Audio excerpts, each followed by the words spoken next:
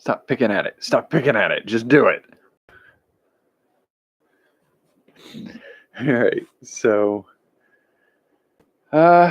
did some plotting and planning and strategizing of what I'm going to try to do this week. And like I had when I had planned to have the art week done later in the month, I was thinking I was probably going to take my camera with me when I was traveling across country and do landscape photography. And so take a picture of a sunset or a mountain or something like that while I'm traveling, and then try to post it each night. I don't know that that's going to be particularly possible. And I find myself wondering how I'm going to do what I'm doing traveling, but that'll be for another time to consider. We've got a couple weeks before we get there. But this week for artwork, so like the landscape photography idea is possible while I'm here, but that was really more like that's what fits with what we're going to be doing at that time. And so like that's not as urgent or necessary to do. Like I do want to do an art week that is photography based. I actually really want to do something that's more object photography, sort of still life, and work on my skills of building the backgrounds, the staging and positioning, the lighting, and all of that to get the right photographs. So I will get around to that, I think, at some point. Might not even be this year. But in trying to remember some of the other types of visual art that I was planning to do this year, I was going through some of that and I'm like, all right, so I was going to do some photography. I was going to see if I could pull out some stuff to do some like sculpture style artwork. Like I have had an idea for a few years of building a wire armature that's sort of like, okay, so there, this is so hard to describe. A few years ago, I saw an artist's work who makes jewelry out of people's watercolor paintings. So, or his watercolor paintings. So he gets a heavy watercolor paper and he paints a pattern on it and then glues an additional layer or so behind it, I think. And what he does is along the edges, he has these wires to form a bracelet or earring piece, and then he glues the edges of the watercolor onto it. So the watercolor takes on a three-dimensional twisty, turny pattern. And I thought that was really neat. He does it pretty much just on a bracelet frame or on a flat earring. So he's essentially making a ribbon and giving it a metal edge. But the ribbon is sort of a watercolor painting that's partially varnished. And I saw that as an opportunity to do something that's not necessarily wearable art, but instead do something that's like a freestanding watercolor sculpture.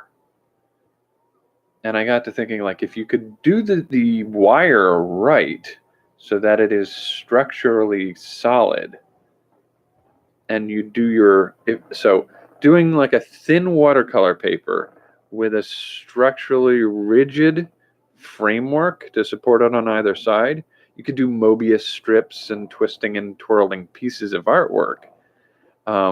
Where the art is a watercolor painting that goes up on multiple dimensional forms.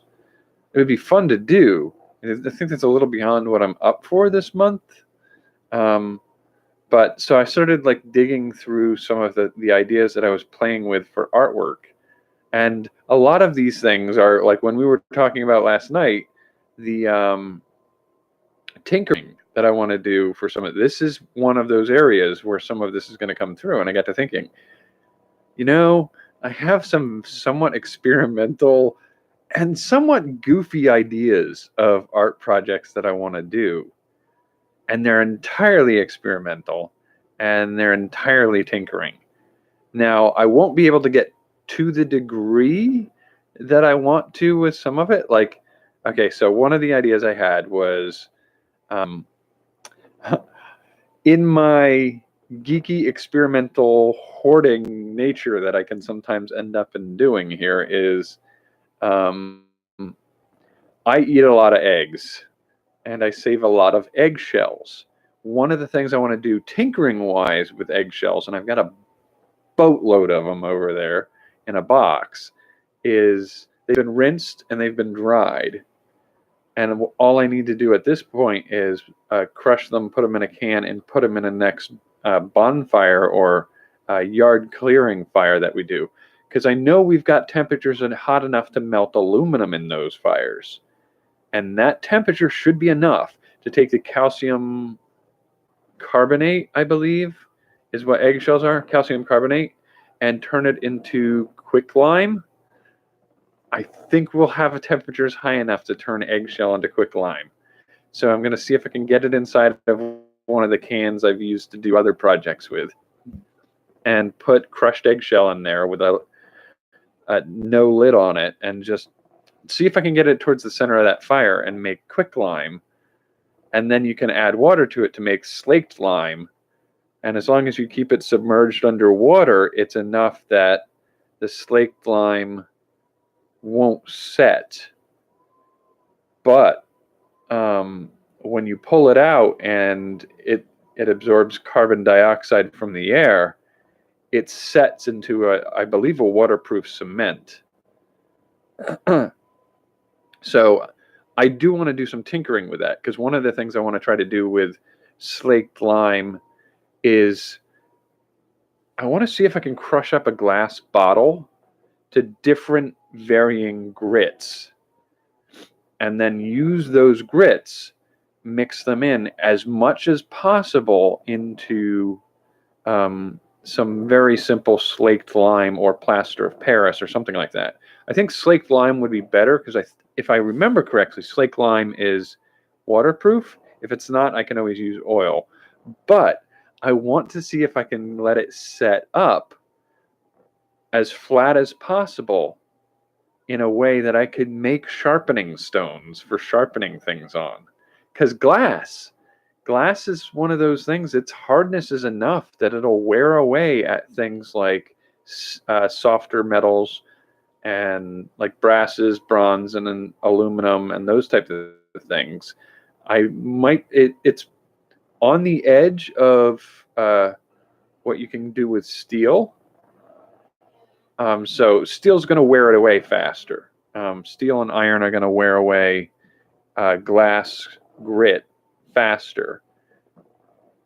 But at this rate, like if it's a stone that I can use for only 5 years to sharpen on, that's still a sharpening stone I made out of broken beer bottles and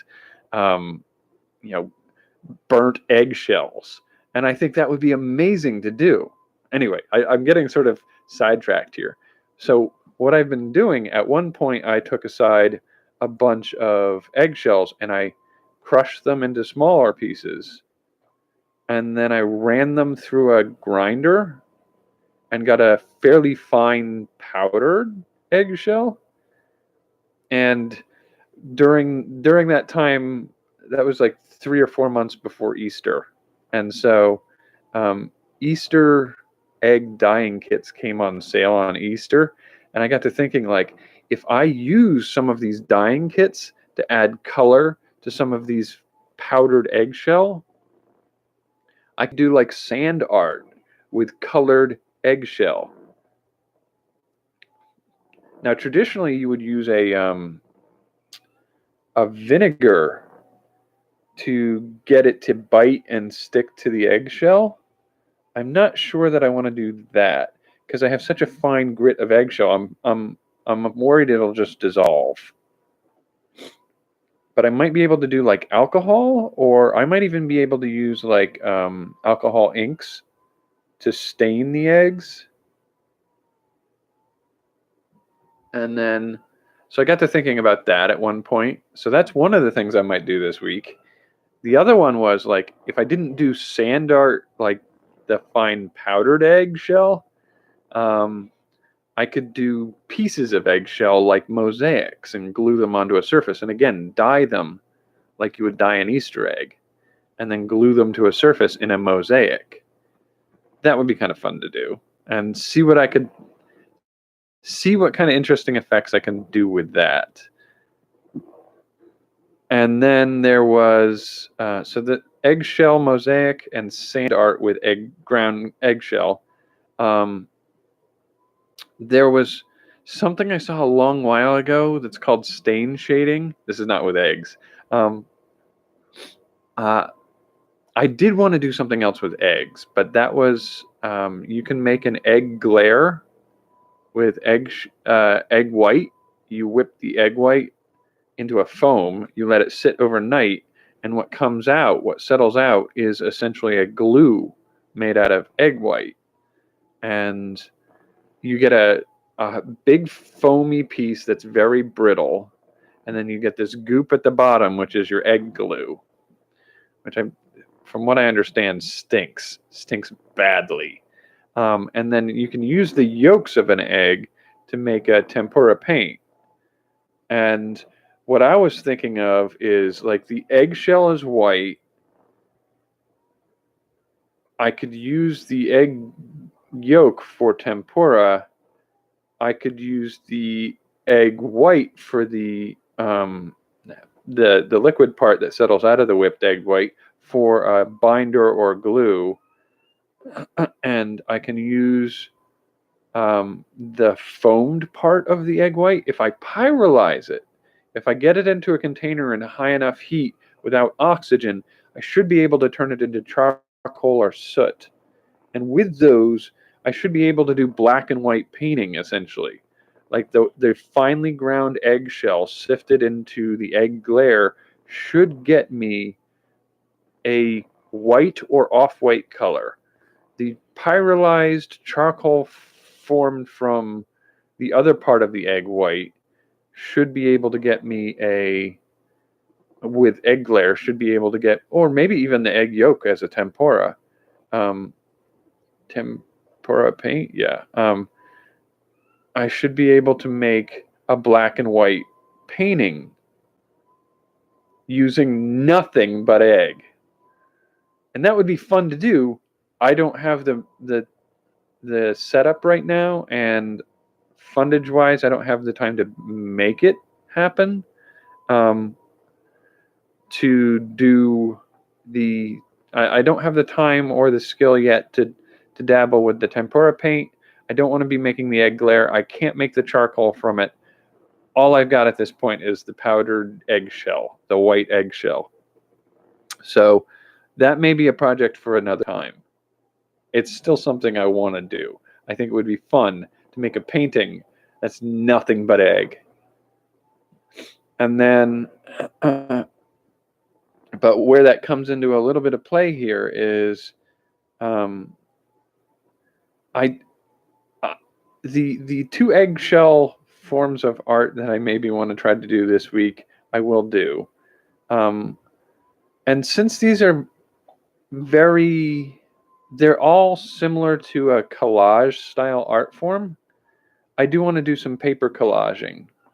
I did a project a few years ago where the teacher had us doing collage art.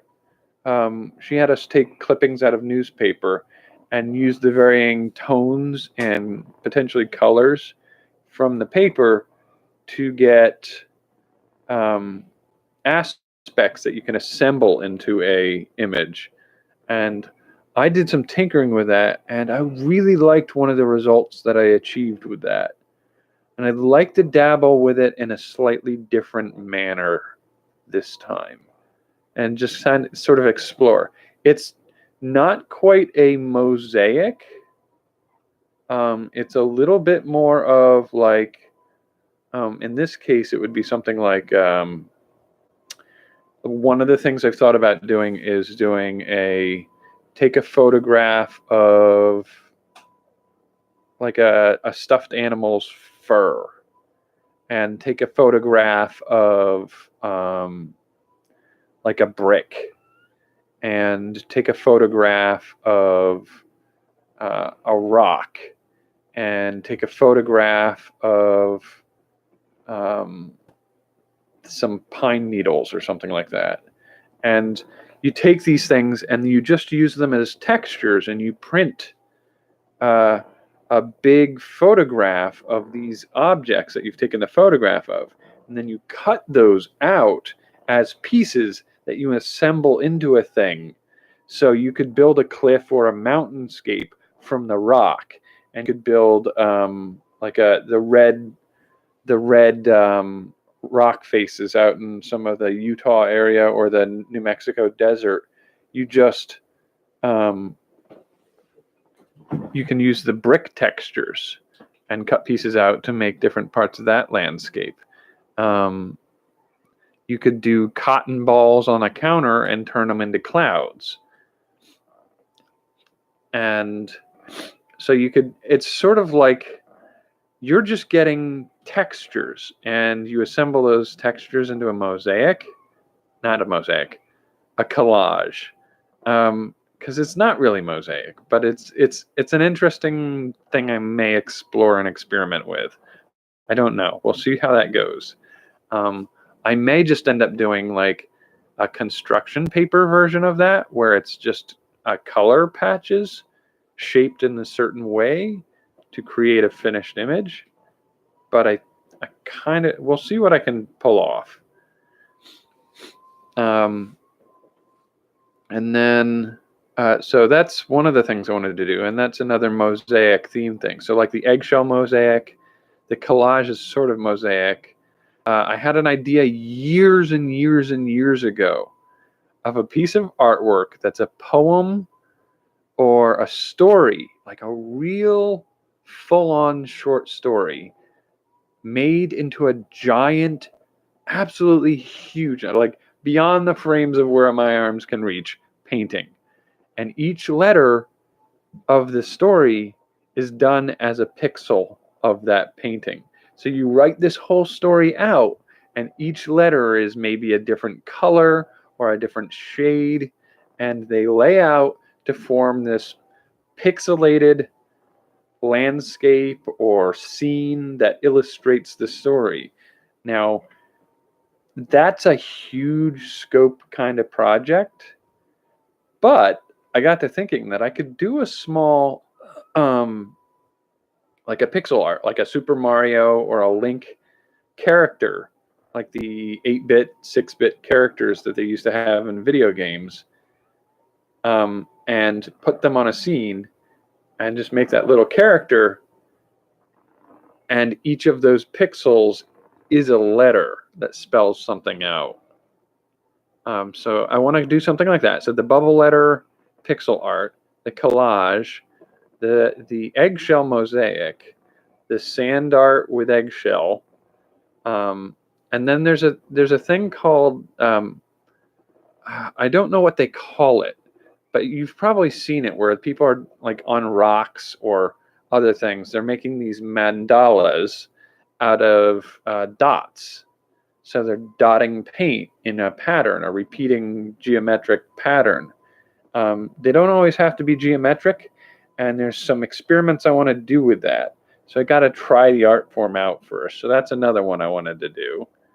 And then there's something called flow art that some people have been doing for a little while, where they have, they make a cup with multiple layers of artwork and paint dribbled into it, and then you turn the cup upside down on a canvas, you move it around, you lift up the cup, and they all spew out like this. But there's a trick in doing it where when you put in the different layers of paint, you can add like a silicone substance, and you can thin the paint so that they flow easier. So you've got these different layers of very liquidy paint that some of the lighter layers underneath will flow up through it, and you get these bubbles of color, and it looks sort of like if you were to take a cropping of the cloud formations that you oftentimes see on Jupiter and Saturn. If you look at those NASA images and you see all those little cells of storms and dots and waves and ripples going through it, that's something that you can reproduce with this flow art style. Now, if you're doing a really like professional quality to be mounted on a wall and preserved for decades kind of flow art, you have to buy like a like flow aid or acrylic paint flow medium, and the silicone that they use for some of those is a specialty kind for use in art, I guess. Now, as far as I know, they've only been doing this for like 20 years at most. So I don't know that any of them know for sure that their artwork is going to survive the next 130 years. So I have some questions as to whether or not the artist quality ingredients are any better than generic. Because one of the things you can do is you can use vegetable oil instead of silicone. And you can use glue, like an Elmer's glue, and water to thin up your paints. And when you thin them up to the right consistency, you'll get one batch that's lighter and one batch that's heavier. And if you mix them into a cup together and you invert them over top of each other, the heavier one that would have been lower down in the cup is now on top, and the lighter one is on the bottom. And as the heavier one spreads out more, the lighter one will force its way up through, and you'll get cells that appear. And so I'm pretty sure there are ways that I could use essentially a like dollar store paint with dollar store cooking oil and maybe even dollar store children's school glue and get the same effects to work. And if I can achieve that to get some flow art style patterns on some artwork, as long as it looks good when I create it, I can get photographs of it posted on my DeviantArt page, and then we can get prints made of it that, if the original painting degrades over the next year, if the colors fade or if they peel from the canvas, that's fine, as long as we've got an image copied from the work created. So I want to experiment a little bit with the flow art and see what I can achieve with it. And then, so where were we on that list? I have the bubble letters collage, flow art, sand art, eggshell mosaic, dot art, the dot patterns, and then the last one I'm thinking of, and I think this would be a 7 for the week, right? It's 1, 2, 3, 4, 5, 6. Yeah, that'd be 7. I won't do any tonight, but I may do a couple of them on Saturday to finish up, or maybe double up another day. But I'm looking at the possibility of doing something called stain shading, and it's something I never knew existed until I accidentally stumbled across it on YouTube. And it was this thing. Somebody would essentially take an old tabletop, sand off the finish on top, and get flat wood. And then they would take a pencil, they'd draw out their design on the tabletop. And then along the edge of that pencil line, they'd lay a dark wood stain. And then they'd take a cotton rag and they'd blend it inward. And so you get this hard line of color on one side and this blending into lighter shades on the other side. And so you do that, and you can then do like another layer of a pattern on the inside, and so you can get geometric shapes. You can do flowers. It's essentially a sharp line with shading. Any art that you can make with that design, you can, with that technique, you could make that artwork with a single wood stain. And I'm like, that would be interesting to try. I kind of want to see what I can do with that. It's probably going to be horrible the first time I try it. I am probably going to try to stick very close to geometric or abstract shapes, because I don't know that I'll be able to reproduce anything useful with it yet. But I'm kind of curious to see what I can do with it. I think I can get a wood paint panel. So it's a small square of wood on a sort of a framed back to hold it flat. I think Walmart has them for like $6 or $8. And well, it might even be less than that. I could probably get a panel like that and just dabble a little bit with stain shading it. See what I can pull off with it. So those are like 7, and I was brainstorming a few others too. Like I was thinking earlier actually that somewhere on here I have, if you've ever seen, like somebody did a nail polish, like 100 layers of nail polish video a few years ago, and it reminded me of some of those old like auto painting factories. Like every now and then you go in and you'll see that they've over the years you get sections of the floor where the paint builds up, and then they try to scrape it off, and you get these agate like designs of, it's just a lump of paint that's formed on the floor over decades, and it's layer after layer after layer of paint has built up on it. If you just sand away a portion of that, you get the different colors in rings, like the rings of a tree when you cut through it. And I kind of thought, like, it'd be kind of curious to see if I could do something like that with acrylic paint. Could I do a layer of like, there's something called chalk painting where you take ground up chalk or like chalk powder or ground up plaster of Paris even. So if you make a mold with plaster of Paris and you've got this the broken pieces of your mold left, like what are you going to do with it? If you can break it up into enough, grind it up enough, you could mix it in with paint to make the paint go further.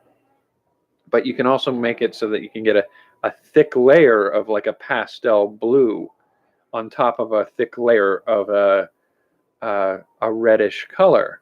And you just blue, reds, greens, you just build these layers up, and it's a crust of that color. And it's not just like a thin glaze. You can get it thin again if you really want to, but if you get a crust of that color and then you go through with it a tool and carve deep into it, you should be able to reproduce some of those agate-like patterns. But if you carve like letters or pictures into it, the color pattern would be fascinating. So that's another thing I want to do, but like I've already got 7 things to do this week. I'm not even sure I'll get to all of them.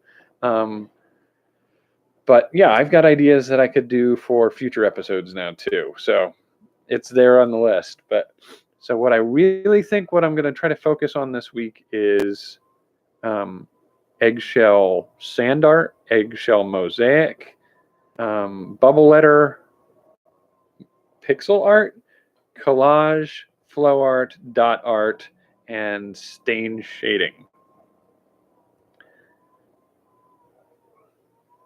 I have looked at linoleum. When I went through school, we used to do that. Like the art teacher was always like, let's try this new thing. And I'm amazed at what we did in school for things like that. Because I'll tell you what, elementary schoolers these days are not handled sharp blades to cut into linoleum tiles. But we were. I played with that. Yeah, I cut into linoleum tiles and made stamps. I even think somewhere there is still I think I made a linoleum tile with a dragon head cut into it. It's a terrible dragon head. It's not anywhere near what my later high school art was worth, but this was probably in 5th or 6th grade at most. So it's very primitive art style, but yeah, and I could carve the logo, and that would be something maybe fun to experiment with. And I do need to, like, that's one of the other things I thought about doing. And stamping and screen printing was something I thought about doing. Screen printing you can also do. Like, you can literally get like a $3 or a $1 women's nylon leggings, and you stretch them over a frame, you secure them in place, and you take Elmer's school glue and you paint over every part that you don't want the ink to go on. And there's another way you can do it too, where if you take a washable Elmer's glue and then you use that to paint what you want to transfer, and then you paint a non-washable resistive material, so like a silicone caulking almost, over everything, and it should not stick to the Elmer's glue. You want to try to get that so that doesn't stick. And then when that's all set up, you wash out the Elmer's glue, and now you've got a space that's resistive from the silicone, but the space that you painted over with the glue washed out, so now all ink can go down in those spots. So that's one way to do it.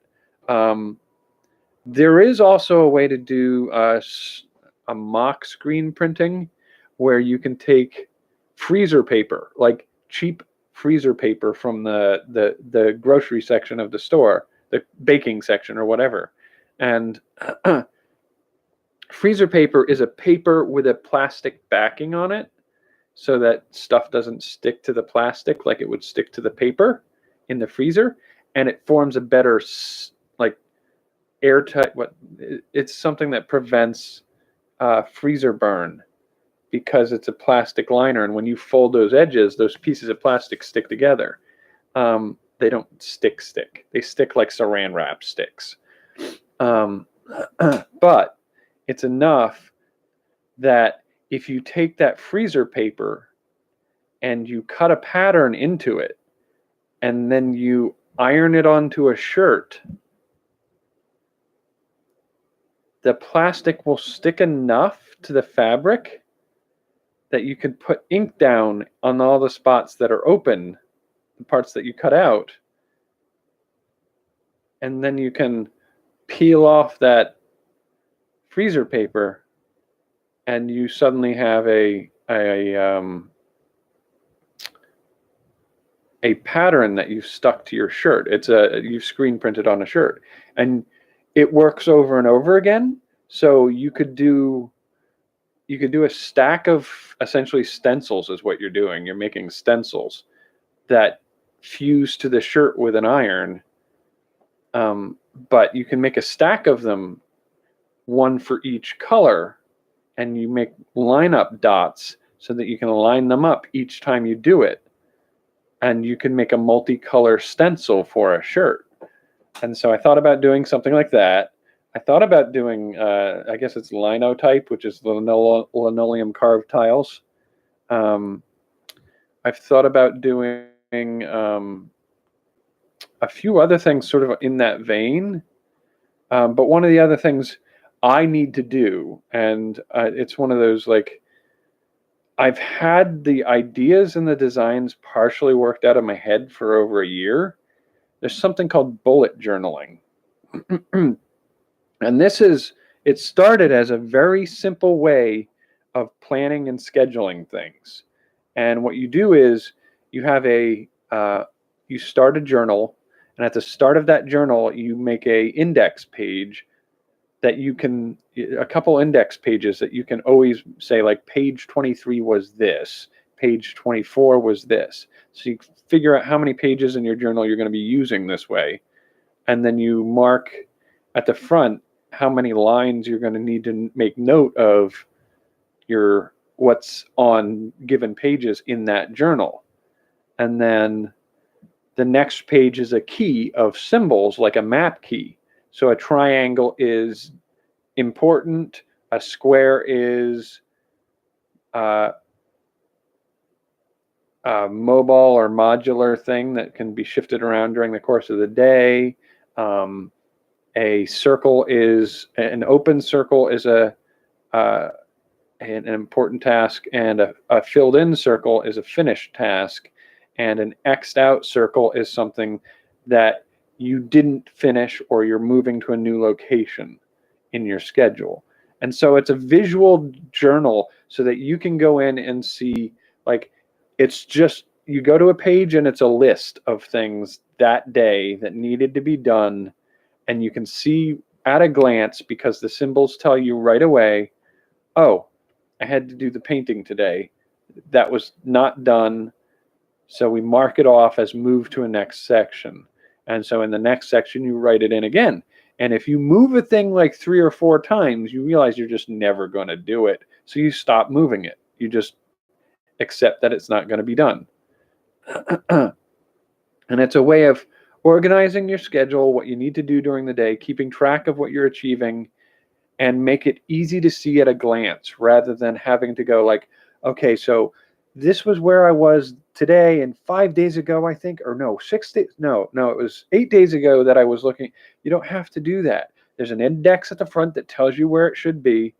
And when you get to that page, you can see, oh, nope, I didn't do it that day, but I moved it to the next day. And you go to the next day and you look for that same thing and see if it was done that day. Like, it's really easy to keep track of what you've been doing, what you need to do in the future. It's planning and remembering what was done. And so it started that way. And then the artist people got a hold of it. And so you have these really, because they're done with visual elements, and that key at the front that tells you what symbols mean what could be anything you want them to be, people started making whole artistic, like, visual journal schedulers that you can turn to a page and it looks like an artwork, but it also tells you everything you need to know about what you need to do today and what you achieved. And it was like, I kind of like this. And so I started to figure out, like, okay, so how do you do this? And with bullet journaling, you usually set up a journal at the start of the year. And your journal is started with the index, the key, and then a yearly plan, and then the month plan, and then a weekly, daily planner section. And then after that weekly, the 4.5 weekly planners, you go to another month plan, and then the weekly, daily planner sections. And like, I started to go through that. Okay, I've got a couple ideas of how to do that. And as is typical for me, I'm doing so much in different ways that I felt it made sense to split them up. So like, I had a plan for one for the roving jack projects and daily life kind of stuff, and one for the inspired content channel stuff and projects. And I wanted them to have their own unique styles. And so the roving jack was very Art Deco, and the inspired content looked like a wizard's spell book when I started to figure out how I wanted the design to look. And it was kind of fun to come up with and it's like, the other thing about it is, like, the roving jack, you could probably decode pretty easily, figure out what things were where. It's very utilitarian and crisp in how it communicates. But the inspired content, it's like cryptography. It's like a secret code. They look like artwork when you look at them. They look like some mystical looking, symbols on like if you were to go watch a movie where they go into an ancient ritual temple and there are these glyphs carved into the wall into a pattern, like that's how the pages would look. But every single arrangement of those was planned out in such a way that if you know the symbols and you know how I set it up, you could look at it and go, oh, he went grocery shopping here. He had an appointment with his doctor here. And like, you can decode it and like, this is my day. But if you didn't know that's what it was, you would swear it's some alien glyph on a spaceship or a dark demon summoner's altar top carved with lines in it for the blood to trickle through. I mean, you would have no idea what it was. And I thought it would be kind of fun to make this thing that was a planner for me to plan things with, but I could use as a prop in like a goofy movie or something like that. And maybe even at some point I had this really, really weird, fun, like realization that at some point, if I build this system out right, I could do an elaborate painting of my grocery and errands one day, and somebody would think it's some amazing looking piece of artwork that's made to look like a ritual temple symbol. It would be hilarious to do a series of paintings that are literally from my schedule, but they look like some archaic magic mystical thing. I think that would be hilarious. So, I wanted to do, I once I get brainstorming on a series of things I can do, I get to a point where I was like, oh, I have way more than I can reasonably achieve. And so I sort of got to that point today. But I have some of these things I can do in the future. I'm trying to write them down so I don't forget them. Black and white egg.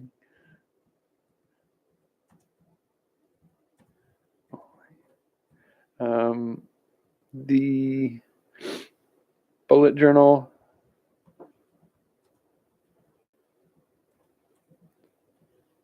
And yeah, I had a few of other ideas that I could dabble with, but and I think one of the things I spent some time trying to think, like, we were at one point, and I know you're right, when we were talking last night, we were talking about doing tinkering on this channel. And I'm trying to remember what it was. I can go back and watch a video, but I was like, do I have time to sift through an hour and a half video from 3 weeks ago? And like, which one would it be?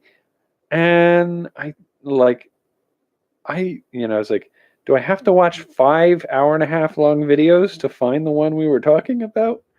Because I know we were talking about tinkering on this channel, and I feel like some of it was going to be for artwork, some of it was going to be for product design, some of it was probably going to be like, I still want to make some interesting pieces of jewelry, and I don't know that they fit in any particular category on here. Maybe product. But there were also some projects, like when we were goofing around with sound effects, I was having such an absolute blast with that. But I don't know that there's room for a category of regular goofing around with sound effects. But for tinkering around with sounds and music and ambient tones and stuff like that, I do think I'm going to do some auditory tinkering. And I may do some tinkering with some simple visual elements, like my channel header and my logo and those types of things. And I may tinker around with merch designs. But I mean, those would be more along the lines of an art or a product. But there are definitely aspects of some of the tinkering that I want to do that just they don't have a regular category for my channel, but I still want to do them here. But they're a little more artsy tinkering. Like I can imagine that someday, like um, I mean I might do that over on Roving Jack. I was going to say I can take apart. There's a thing I discovered a few years ago called tin plate art, and it's something that not a lot of people do anymore. And you can do it with some of the not like the corrugated steel cans that like a lot of our food comes in, but certain foods come in like olive oil sometimes comes in a tin, and if you do certain things with acetone or paint thinners or those types of things, they sometimes come in tin containers. And some foreign country food items come in tins that are usable this way. And what you do is you can cut those into sheets, and you can fold those sheets using metal bending tools and simple stuff. And the cool thing about these tin cans essentially is you can solder them together, whereas like the soup cans, the corrugated steel cans that we have here, they don't solder as well. But these cans can be soldered, so people used to make artwork this way, where they would take the steel from the cans. They're steel cans, but they have a tin plating on the inside, and that tin plating makes it possible to solder them. And they're also thinner sheet metal than our corrugated cans, um, so you can bend them and shape them better, and you don't have to get those corrugations out of the middle of them. And I would have a blast tinkering around with making tools. I would have fun making ornaments. I would have fun making projects with them. Um, I know how to make paper beads, and I've thought about doing something where, like, one of the things I want to tinker around with is I can make a tool that makes it easier to make paper beads. But one of the things about making paper beads is you can make them in discs, and if you press them over a form, you can dome them. If you glue them into that shape, and then you take two domes and you stick them together, you can get like a Skittle or an M&M shape. But if you dome them even more, and then you do a wrap around the outside edge of that, you can make a sphere.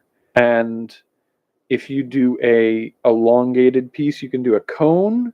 And if you do like once you start making cones and spheres and discs, and lentils is what the Skittle shape is.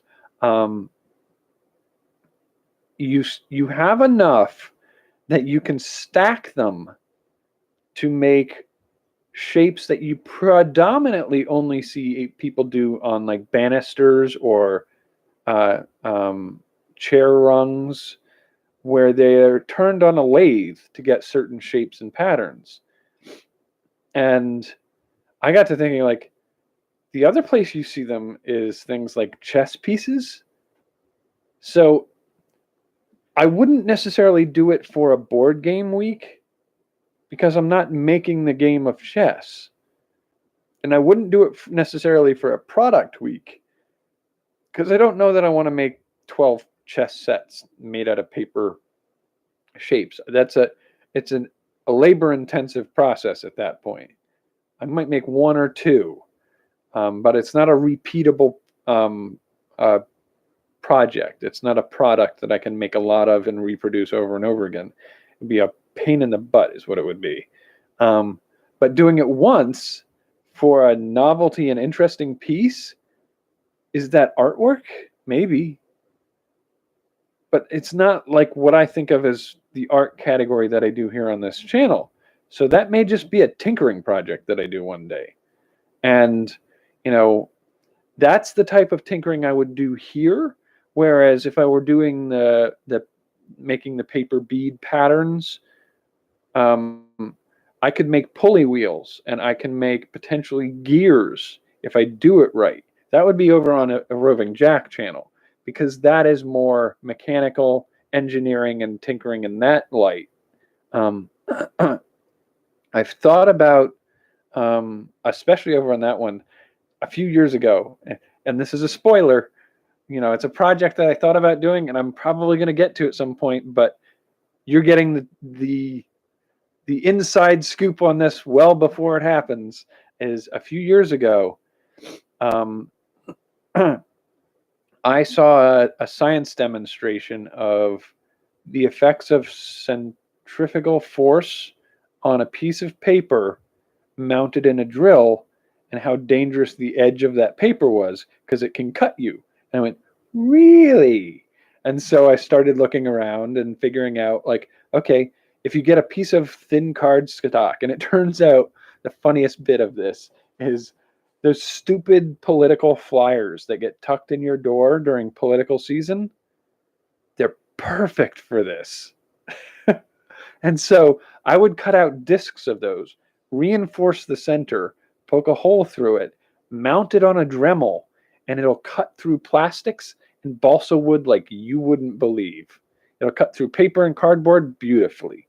And they're like cutoff wheels. They're like saw blades for cardboard, balsa wood, popsicle sticks, probably if you did it slowly. And yeah, you can cut stuff with it. The political flyers turn out to be a really good material for doing that with, because it's a really dense paper material. So I played with this for a little bit, and I got thinking, like, oh, so this is something I can actually use. Like, I could take a cardboard cereal box, cut out a flat piece of that, make a table saw with a paper blade from political flyers, and cut it like I'm cutting plywood sheets on a table saw to make pieces to make projects out of. I got thinking, like, that's pretty cool. And then I got thinking, like, okay, so what are the odds that I can drill with paper? I went, now I got to figure this out. And so I went hunting, and I found, I got like a paper lollipop stick, and I mounted it in my Dremel, and I cranked that sucker up to super high speed. And sure enough, I mean, it's not going to go through an oak plank, and it probably wouldn't even go terribly deep into a piece of pine wood. It smokes if you go through, like, before you get all the way through a thick piece of balsa wood, it's going to start smoking. But it shouldn't necessarily catch fire. It might. You have to be a little careful with that. You back off for a little bit, you let it cool down a little, go back in and give it another go. But yes, a lollipop stick can be used to drill through things, and it works really well on plastic, and it's pretty good on cardboards and a cardstock and papers. You might even be able to do pretty good with like a paper mache. So working with, like, again, my area of expertise is garbage, paper, plastic, styrofoam, all of those things. You can work with this table saw and this drill set. I wonder if there are other tools that I can make out of paper. Like, could I make a bandsaw or a scroll saw? There you go. I could probably do a scroll saw. And if you make it entirely out of paper, could you cut through things with it? And I was like, I don't know, but I kind of want to try. And so I got to thinking, like, could I make an entire paper workshop? I wouldn't call it a wood shop, but a paper shop. And like, yeah. And the cool thing about it is, I do origami for some of my artwork, and that's another thing. Like, if I do origami experimentation, it'll probably be on this channel. And I might also do something like card modeling, which I don't know if you've ever seen. It's essentially taking. I had a book when I was a little kid that my dad got me, and I was a huge fan of knights and Camelot and all that stuff.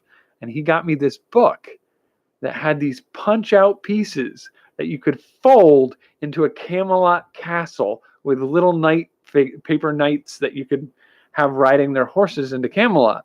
I loved that. That was so cool. And there are people who fell in love with that when they were kids too. And there are entire communities of people who have built amazing paper models. You can have insanely detailed reproductions of battleships, like named battleships from the Pacific conflict with Japan during World War II. You could reproduce a model of World War II era Jeep in pretty decent detail. There are paper models of game characters. There are paper models for all sorts of things. And, it's like, it would be kind of fun to see if I could build a set of paper tools to cut the paper to make, and it's sort of like, it translates also over into the fact that we have metal cutters and metal shears, and we have metal benders. So anything I could do that with paper modeling, paper, bend it, fold it, glue it, like at the makerspace, if I have thin sheets of like aluminum flashing, I can cut it, bend it, shape it, rivet it. And I can make these paper models on large scale out of metal sheet. And so like I may do more of the engineering kind of paper modeling over on Roving Jack, because I can use garbage materials. I can use cereal boxes and whatnot. Not that I eat enough cereal to have boxes. I'm going to have to ask people to give me stuff. Give me your garbage, dude. Give me your garbage. I need stuff. But they cut through plastic well too. And I do a lot of tinkering around with plastics and shaping, welding, glue. Don't do a lot of gluing with a lot of plastics because they're not all suited to it. The styrene is, but styrene's a little tricky to work with otherwise.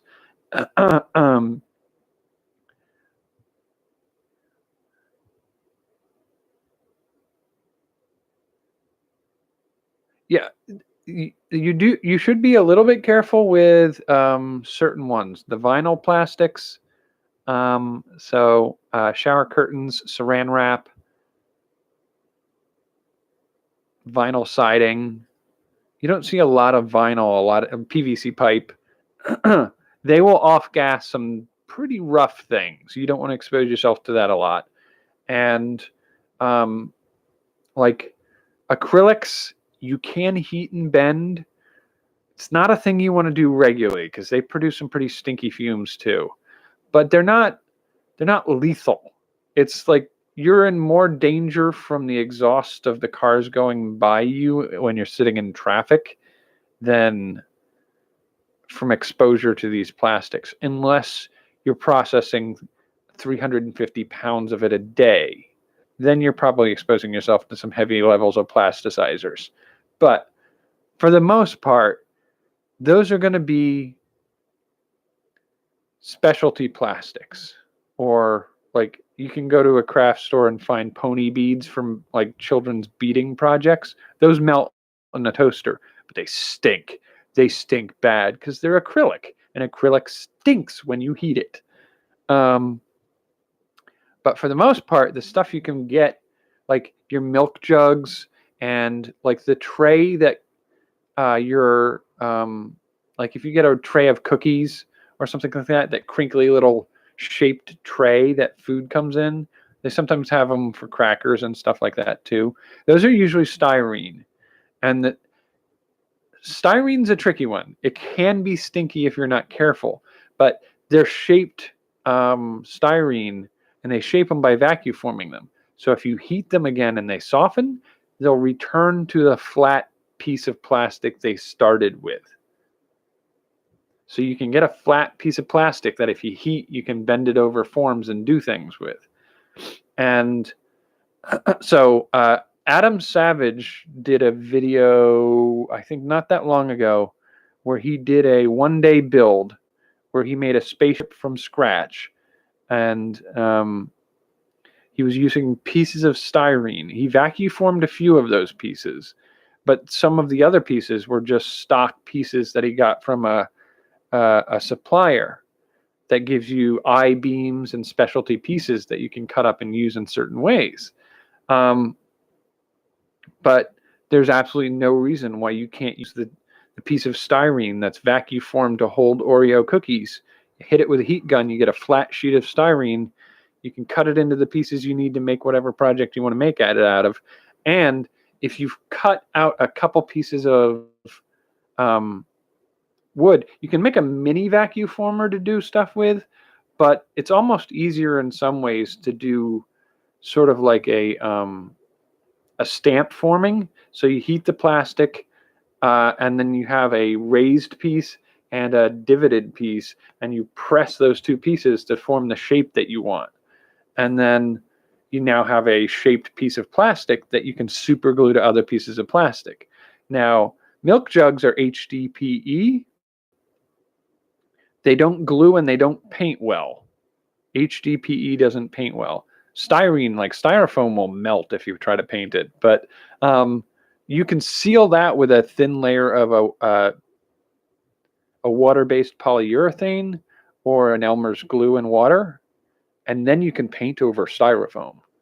So I saved all my like styrofoam food trays from like when I get meat, I give it a wash, I set it in a drying rack, and got a big stack of that I can play with to make things out of too.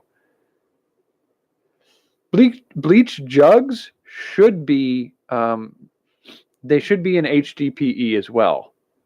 I'd only be a little hesitant about it because of the bleach fumes, the chlorine that's likely to come off if you heat it. I wouldn't do a lot of heating with it. One of the things you can do with HDPE is you can vacuum form it. Again, if it has bleach sort of inside of it, it's going to chlorine the environment you're in a little bit. And so I'd be a little hesitant about that. But one of the things you can do with them is if you cut the main part of it into a sheet of plastic and then fold it into a box or something like that, you want to use it. If you use a soldering iron to just melt rivet holes through it, it'll connect the pieces that overlap. So a hole goes through two pieces and it kind of melts them together. You have sort of welded together two pieces of plastic at that point. You can use it that way and you're not heating the whole surface, so you're not releasing any of the bleach. One of the other things you can do is you can cut like the handle portion of it and a side into a scoop that you can use for other things. You can cut the top into a funnel that you can have a cap on it to pour things with. So you can reuse portions of it.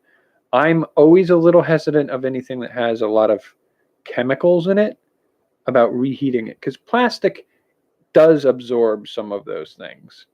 Now, if it's something like gasoline or oil or acetone or alcohol, those types of things will burn off in the heating process, so it's not as risky. I still wouldn't do it in an enclosed space, but you could remelt those. Aspirin bottles, shampoo bottles, those are all HDPE. And most of your food containers are either going to be styrene, PET, or HDPE. And over on the Roving Jack channel, I do sort of demonstrate sources for those plastics and how with a toaster oven or an iron you can melt most of them. That was part of a series I was working on at one point, and I need to get back to, where I show how you can make things out of junk plastic. And it's going to be something I do a little bit of in the next 6 months. I just cut up something like 50 water bottles, the big gallon HDPE bottles. I cut those up into pieces, and you can melt those down and form them into rod stock. And when you cut the ends clean on those, cut them. You can mount them on a lathe, and you can turn pulleys and wheels, and if you get a nice round disc and you set up a jig, you can cut gears into them. And so you can make things out of these when you melt them down into rod stock. I also sort of want to make planks and other pieces that I can tinker with.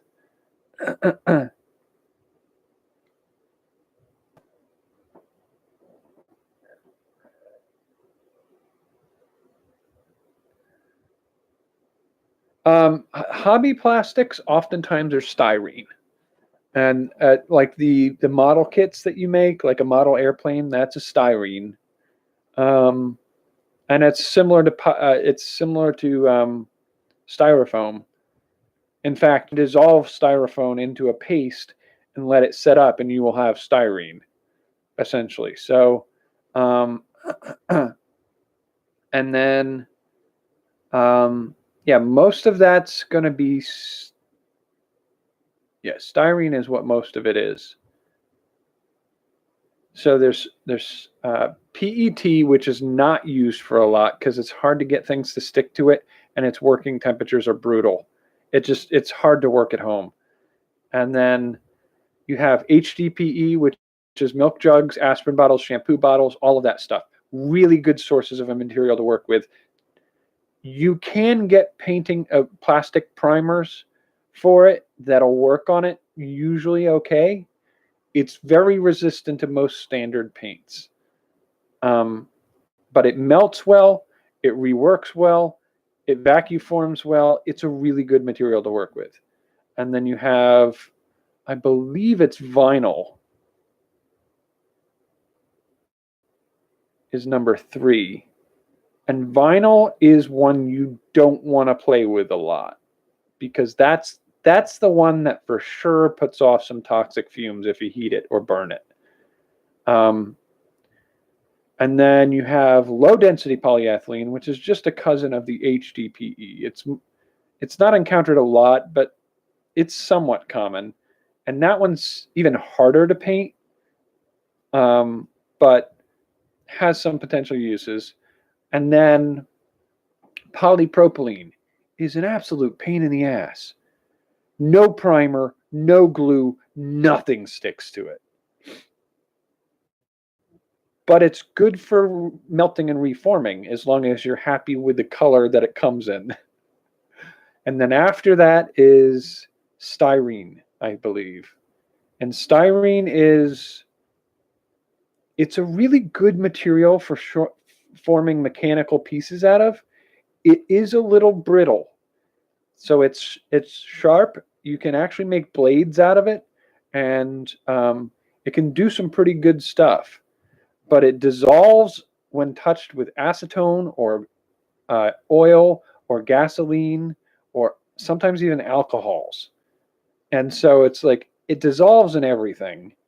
And it's a little brittle if under stress, but it glues together beautifully.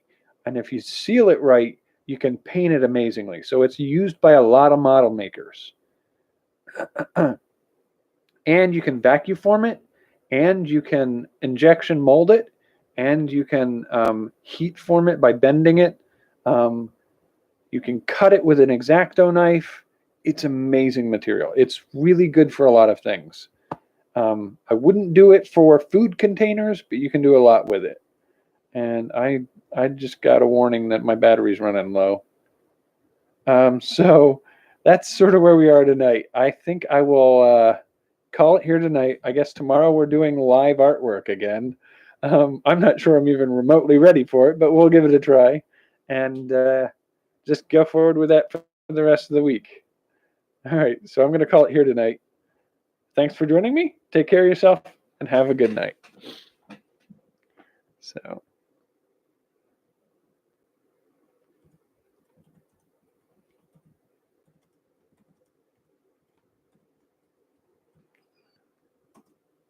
Alrighty, so end stream before my computer fails.